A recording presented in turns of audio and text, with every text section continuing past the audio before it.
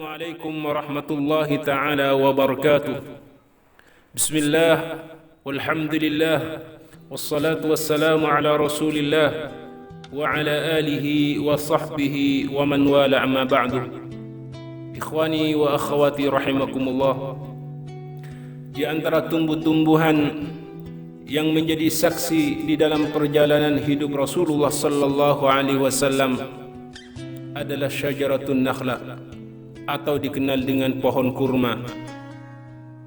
Di awal-awal sang baginda Nabi alaihissalatu wassalam membaca khutbah salat Jum'ah, beliau memakai batang kurma sebagai sandarannya. Akan tetapi seiring dengan berjalannya waktu dan bertambahnya usia sang baginda Nabi alaihissalatu wassalam, ditambah lagi dengan banyaknya kaum muslimin semakin berbondong-bondong mendatangi masjid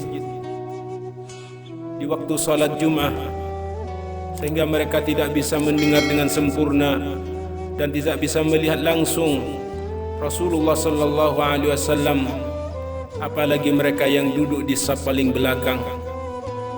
Disitulah para sahabat, di antaranya adalah seorang perempuan dari sahabiatul Ansar, mengusulkan untuk membuatkan mimbar bagi sang baginda Nabi alaihissalatu wassalam. Si perempuan tersebut mendatangi Rasulullah dan berkata, "Ya Rasulullah, inna li ghulaman najjaran, in syi'ta amurahu an yasna' lakal mimbar." Ya Rasulullah, sesungguhnya saya memiliki anak laki-laki yang ahli di dalam perkayuan dan pertukangan. Jika engkau mau, aku suruh ia membuatkan mimbar untukmu ya Rasulullah. Faqala alaihi salatu wassalam, murihi in syi'ti. Rasulullah akhirnya menyepakati permintaan tersebut. Ikhwani akhwati rahimakumullah, mimbar selesai dibuatkan, dibawa ke dalam masjid. Otomatis sang baginda Nabi alaihissalatu wassalam ketika hendak membaca khutbah tidak memakai pohon kurma lagi sebagai sandarannya. Sang baginda Nabi alaihissalatu wassalam mulai menaiki mimbar, menaiki tangga mimbar, duduk di atas mimbar. Sayyidina Bilal ibn Rabah radhiyallahu ta'ala anhu warḍah mengumandangkan azan dan Rasulullah memulai membaca khutbah. Ikhwani rahimakumullah, ketika sang baginda Nabi alaihissalatu wassalam membaca khutbah, tiba-tiba muncul jeritan tangisan seorang bayi, di mana para sahabat yang ada di dalam masjid semuanya mendengarkan tangisan itu.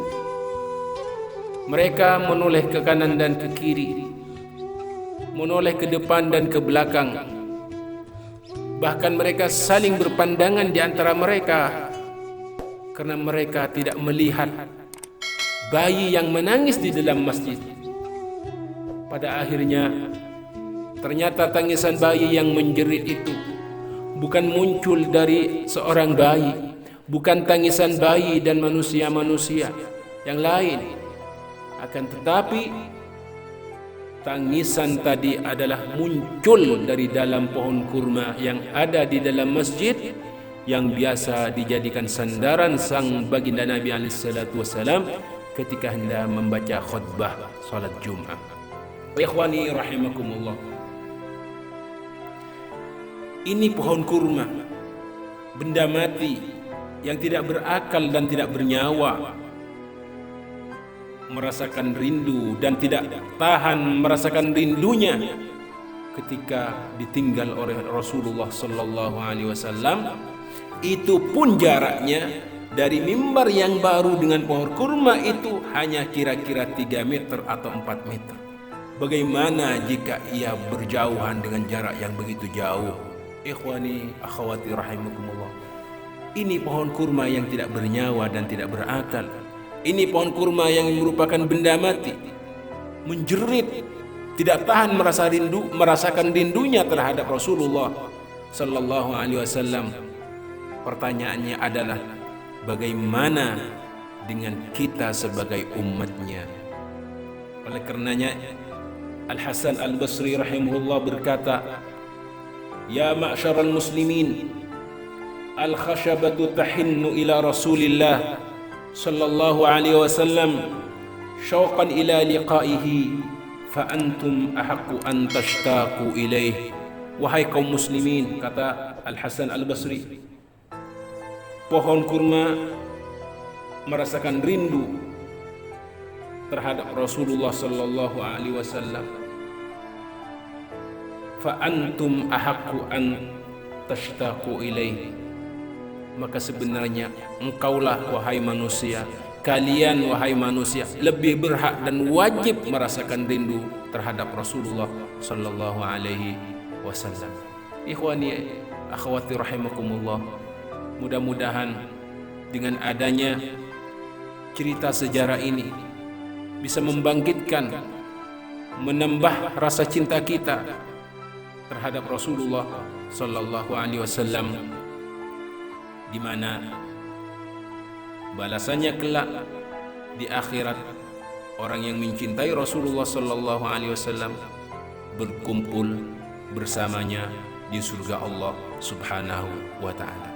Mudah-mudahan ini bisa bermanfaat bagi kita semua, dan insya Allah kita berjumpa kembali di pertemuan yang akan datang. Assalamualaikum warahmatullahi wabarakatuh.